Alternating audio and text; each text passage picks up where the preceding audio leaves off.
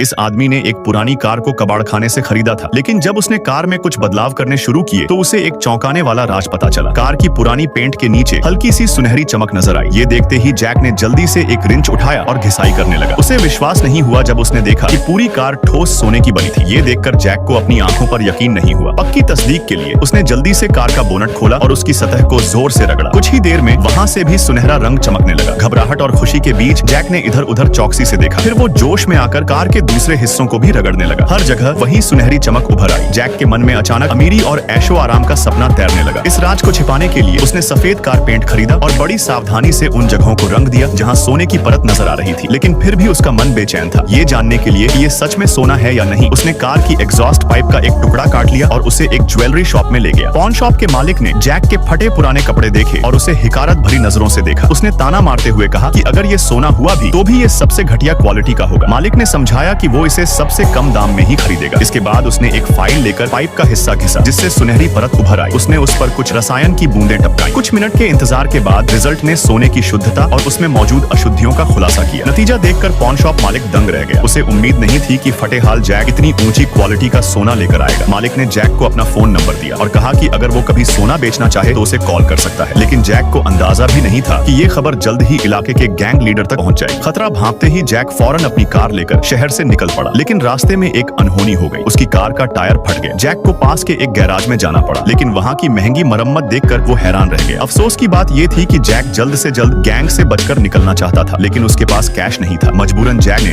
अपनी कार के exhaust pipe का सुनहरी टुकड़ा देकर मरम्मत का खर्च चुकाने की पेशकश की। शुरुआत में गैराज मालिक टॉम को यकीन नहीं हुआ, लेकिन जब उसने सोने की जांच करवाई तो उसे यकीन हो गया कि ये असली सोना है। इसके बाद टॉम ने जानबूझकर जैक को किनारे बैठने को कहा। इस दौरान उसने अपने स्टाफ को कार को वर्कशॉप के अंदर ले जाने का आदेश दिया। मैकेनिक्स ने कार को ध्यान से चेक किया और जल्द ही उन्हें कार का राज पता चल गया। उनमें से एक ने फौरन टॉम को ये खबर दी। ये सुनते ही टॉम के चेहरे पर लालच भरी मुस्कान फैल गई।